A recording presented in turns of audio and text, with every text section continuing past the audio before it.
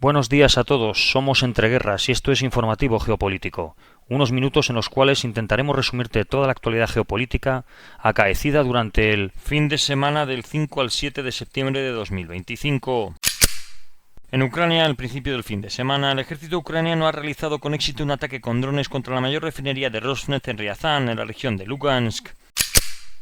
Las sirenas antiaéreas sonaron en gran parte del país tras el ataque masivo más grande con drones realizados desde el inicio de la guerra. Según las autoridades ucranianas, Rusia lanzó más de 800 drones Shahed y varios misiles durante la noche del sábado al domingo, alcanzando tanto edificios gubernamentales como viviendas civiles. El edificio del gobierno de Kiev fue uno de los objetivos impactados. El balance provisional es de al menos 11 muertos y 71 heridos, mientras los equipos de rescate continúan trabajando en distintas regiones. La presidenta de la Comisión Europea, Ursula von der Leyen, ha condenado el ataque, asegurando que Europa seguirá apoyando a Ucrania con más sanciones y garantías de seguridad, así como el refuerzo de su ejército. Por su parte, el presidente ucraniano Volodymyr Zelensky ha hablado con Emmanuel Macron para coordinar una respuesta diplomática conjunta y preparar nuevas medidas de defensa. Zelensky ha reiterado que Ucrania no se quedará de brazos cruzados y que pese a la devastación el país seguirá resistiendo. Sobre el terreno, el ejército ucraniano advierte que Moscú estaría preparando un avance decisivo en torno a la ciudad de Pokrovsk, en la región de Donetsk. Según el mando ucraniano, las fuerzas rusas buscan consolidar nuevas posiciones y expandir los límites de la llamada zona gris. Algunas fuentes rusas no verificadas aseguran que sus unidades ya habrían penetrado en la ciudad, significando una ruptura parcial de las defensas ucranianas. Sin embargo, Kiev niega que la pérdida sea significativa y señala que aunque en agosto cedió cerca de 5 kilómetros cuadrados en este sector, también ha logrado recuperar el control de más de 26. El comandante en jefe ucraniano, Oleksandr Syrskyi, ha reconocido que el eje de Pokrovsk es uno de los más difíciles del frente. Solo en la última semana, las tropas ucranianas repelieron cerca de 350 ataques. Syrskyi también explicó que Rusia ha reunido en esta zona la mayor agrupación ofensiva, intentando quebrar la línea defensiva ucraniana mediante ataques de desgaste e infiltración, una táctica similar a la empleada recientemente en Dobropilia. La situación en el frente oriental sigue por lo tanto marcada por un fuerte pulso militar. Mientras Rusia presiona con grandes concentraciones de tropas y ataques constantes, Ucrania busca resistir y recuperar terreno para evitar que la batalla de Pokrovsk se convierta en un punto de quiebre estratégico. Por otro lado, la inteligencia militar ucraniana estima que Rusia mantiene cerca de 700.000 militares desplegados en Ucrania, incluyendo unidades de la Guardia Nacional, fuerzas especiales y tropas de apoyo. Según el portavoz de este organismo, Andriy Yusov, la mayoría de estos efectivos se concentran en la región de Donetsk, lo que refleja la prioridad estratégica de Moscú en este área. Por su parte, el ejército ucraniano cuenta con casi 900.000 militares en todo el país, aunque el presidente Volodymyr Zelensky ha reconocido que Rusia conserva ventaja numérica en algunos sectores clave del frente. En enero, el contingente ruso era de unos 600.000 militares, lo que indica un incremento en los últimos meses. Consultado sobre la participación de tropas norcoreanas, Yusov afirmó que permanecen en territorio ruso, pero ha advertido que su contribución es decisiva en otro aspecto, ya que entre el 40 y 60% de los proyectiles de artillería que han impactado contra Ucrania son de fabricación norcoreana. Según él, es un suministro que resulta mucho más determinante que un eventual despliegue directo de tropas de Pyongyang.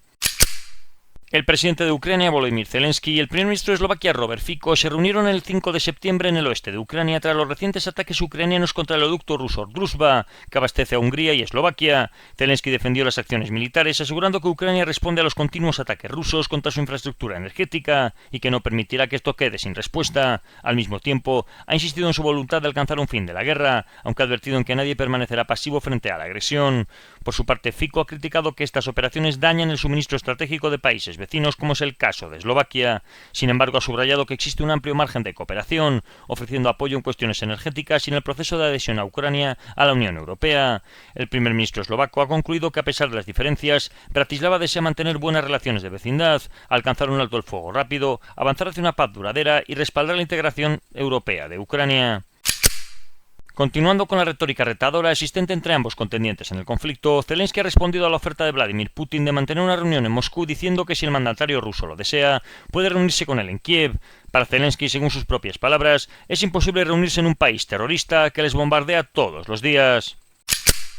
La reunión de la llamada coalición de los dispuestos se celebró en el Palacio del Elíseo bajo el liderazgo del presidente Emmanuel Macron. En total, 38 países participaron de forma presencial o virtual, consolidando este foro como un espacio clave de coordinación internacional en torno a Ucrania. El encuentro estuvo marcado por la búsqueda de garantías de seguridad concretas para Kiev en un momento en el que la guerra se ha prolongado y la presión rusa continúa. El propio Macron declaró que existe ya una propuesta política y militar consensuada entre 35 líderes destinada a garantizar la defensa y soberanía ucranianas. Entre sus puntos más destacados, el presidente francés francés mencionó que no habrá restricciones del tamaño del ejército de Ucrania y que se impulsará la plena restauración de sus capacidades militares. Además, subrayó que 26 países estarían dispuestos a enviar contingentes militares a Ucrania o a contribuir con medios aéreos y navales en operaciones de seguridad, una declaración que supondría un giro significativo en la disposición de varios estados europeos y aliados. Según Macron, en las próximas semanas se deberá definir el papel de Estados Unidos y se prevén contactos directos entre Washington y Moscú en este marco. El secretario general de la OTAN, por su parte, fue contundente al afirmar que no le corresponde a Rusia decidir si Ucrania puede contar con tropas extranjeras en su territorio, un mensaje directo a Moscú sobre la legitimidad de estas garantías. Sin embargo, dentro de la coalición existen matices y limitaciones. Italia, por ejemplo, manifestó desde el primer momento que no desplegará tropas en Ucrania, aunque está dispuesta a participar en labores de apoyo logístico. Una posición similar adoptó Polonia, con el primer ministro Donald Tusk reiterando en París que su país no enviará soldados a Ucrania, ni siquiera tras el fin de la guerra, pero subrayando que Varsovia mantendrá su papel como principal centro logístico ucraniano, canalizando armas, equipos y ayuda humanitaria hacia el frente. Rumanía también descartó la participación directa en los combates. El presidente Nicus Orban aseguró que su país contribuirá únicamente en operaciones de mantenimiento de la paz una vez que el conflicto termine, además de asumir funciones logísticas regionales, pero no militares. Finlandia ha adoptado también un tono similar, dejando claro que no enviará tropas, aunque sí se compromete a participar de una forma u otra cuando llegue el momento. En conjunto, la reunión del Elíseo confirmó que existe un núcleo duro de países dispuestos a asumir compromisos militares tangibles en apoyo a Ucrania, mientras otros se limitan a roles logísticos o de posguerra. La línea divisoria entre los que prevén desplegar contingentes y los que se centrarán en tareas de apoyo refleja una diversidad de sensibilidades dentro de la coalición, pero también muestra que la estrategia occidental intenta avanzar hacia garantías materiales y verificables más allá de simples declaraciones de respaldo. A este sentido, durante una intervención en el Foro Económico Oriental, la portavoz del Ministerio de Asuntos Exteriores de Rusia, María Zakharova, afirmó que Moscú no abordará bajo ningún concepto la posibilidad de una intervención militar extranjera en Ucrania. Según ha explicado, este escenario es completamente inaceptable y en lugar de reforzar la seguridad la socavaría de cualquier forma y formato. Zakharova calificó las propuestas occidentales de otorgar a Ucrania garantías de seguridad como una garantía de amenaza para el continente europeo. Según su visión, estas medidas no buscan proteger a Ucrania, sino mantenerla como un bastión de provocación contra Rusia, a la que llegó a calificar de plataformas de terrorismo. En consecuencia, insistió en que Moscú no reconocerá estas iniciativas como legítimas. En paralelo, el presidente ruso Vladimir Putin advirtió que cualquier despliegue de tropas occidentales en Ucrania sería considerado automáticamente como un objetivo legítimo para las fuerzas rusas. Subrayó que tal presencia no ayudaría a avanzar hacia un objetivo de paz y solamente incrementaría el riesgo de escalada. No obstante, Putin también ha dejado entrever que en caso de alcanzarse acuerdos de paz duraderos, la presencia militar extranjera en territorio ucraniano perdería todo el sentido. Añadió que de llegar a un entendimiento, Rusia cumplirá íntegramente los compromisos asumidos, intentando proyectar la imagen de que la responsabilidad de una escalada adicional recaerá únicamente en las potencias occidentales. El ministro de Defensa de Italia, Guido Crosetto, advirtió en una entrevista de Corriere della Sera que la guerra en Ucrania depende enteramente de Rusia. Señaló que pese a haber mantenido cierto optimismo hace un mes, los ataques rusos continúan de manera incesante incluso después de la cumbre de Washington, lo que según él demuestra la intención de Moscú de consolidar la ocupación de las 4 provincias ya integradas en su constitución. Crosetto subrayó que para Kiev el conflicto en el Donbass es una lucha existencial y que el presidente Volodymyr Zelensky se enfrenta a una situación extremadamente difícil. En cuanto al debate sobre la participación militar directa de los países de la llamada coalición de los dispuestos, el ministro consideró prematuro hablar de ejércitos sobre el terreno o de una defensa armada común, comparando con elegir muebles en una casa que aún no ha sido diseñada.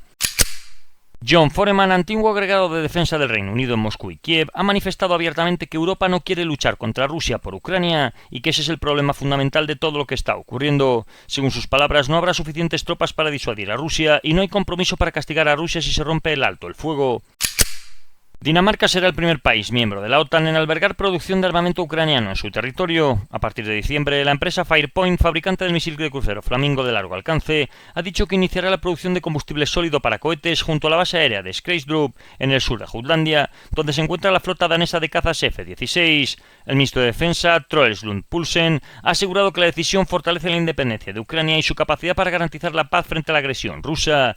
El anuncio coincide, no obstante, con el escrutinio público al que se enfrenta Firepoint en Ucrania, donde la Oficina Nacional Anticorrupción investiga presuntas irregularidades en contratos estatales para la adquisición de drones, incluyendo una posible sobreestimación de costes y cantidades. En Oriente Próximo, el sábado el ejército israelí anunció que debido a la expansión de la operación terrestre en la ciudad de Gaza y la toma de los bastiones de Hamas como parte de la operación Carros de Fuego 2, se habría designado una zona humanitaria en Yan Yunis para que acudan los civiles. Dos edificios de gran altura habrían sido destruidos por las Fuerzas Armadas israelíes en Gaza debido a que, según ellos, habrían sido estando utilizados por Hamas de diversas maneras, además de existir en alguno de ellos una estructura subterránea. El ejército israelí también habría emitido el domingo un aviso de evacuación para aquellos civiles que viven en un tercer edificio que habría sido bombardeado posteriormente.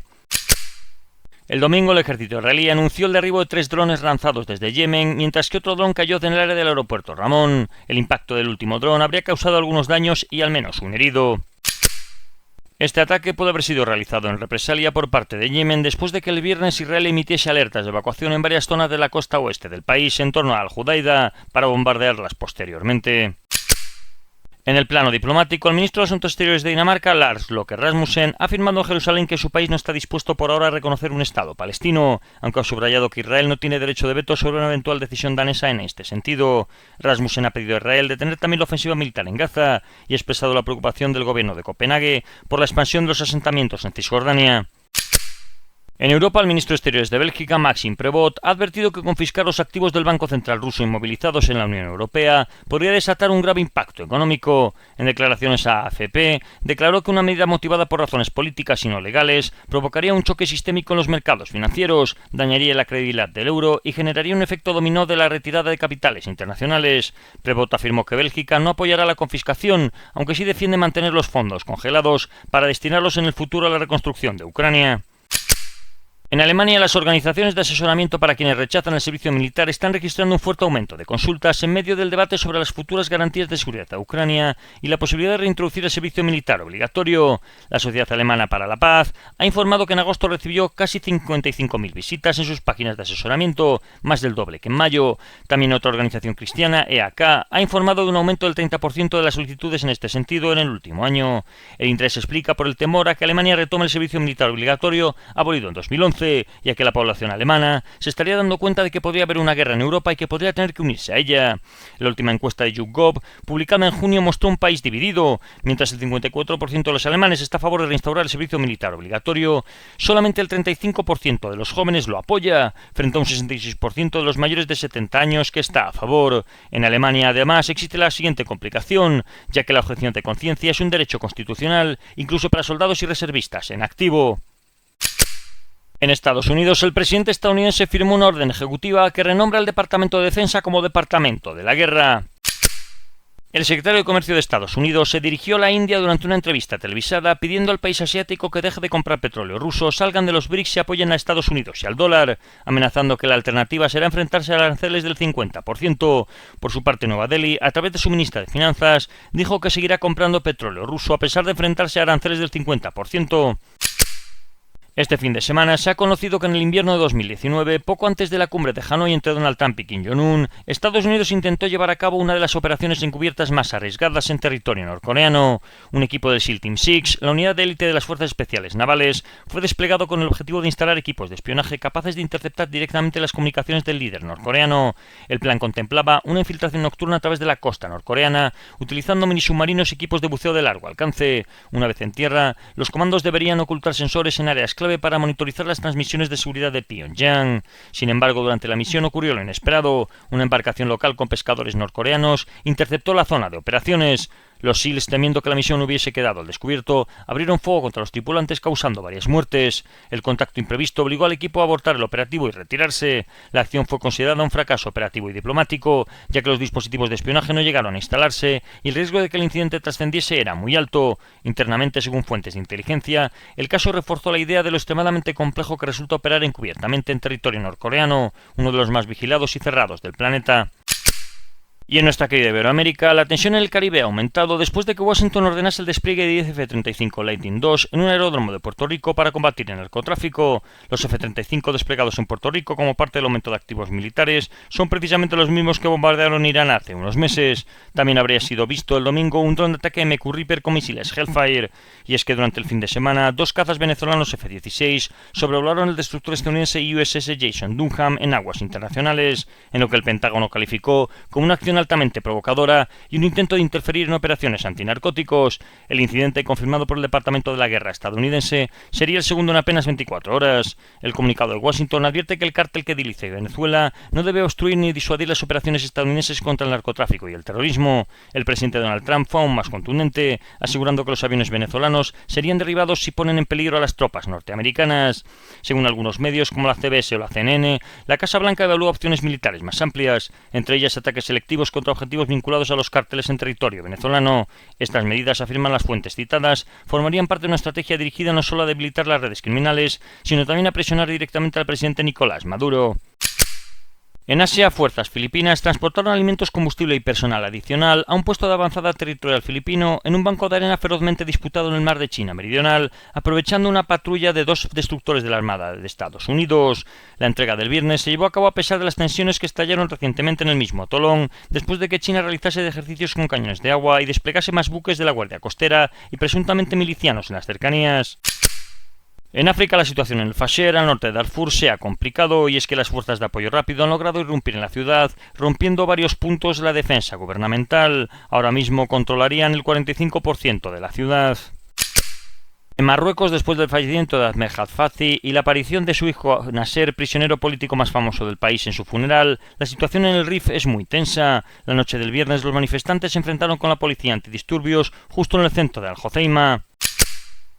También en Marruecos se ha sabido que se envenena y dispara a los perros callejeros para dejar el país limpio antes del Mundial de 2030. Marruecos es uno de los países anfitriones del Mundial de la FIFA 2030 junto con España y Portugal, y estaría en el centro de una creciente controversia internacional por la presunta matanza masiva de perros callejeros en varias de sus ciudades, donde pretenden limpiar al menos 3 millones de ellos. Y esto ha sido todo por hoy. Si queréis profundizar en las noticias que hemos comentado, leer alguna de ellas o visualizar diferentes vídeos de actualidad, os recordamos que estamos en la aplicación Telegram, con nombre de usuario @entre_guerras. Que tengan un buen día y recuerden el main.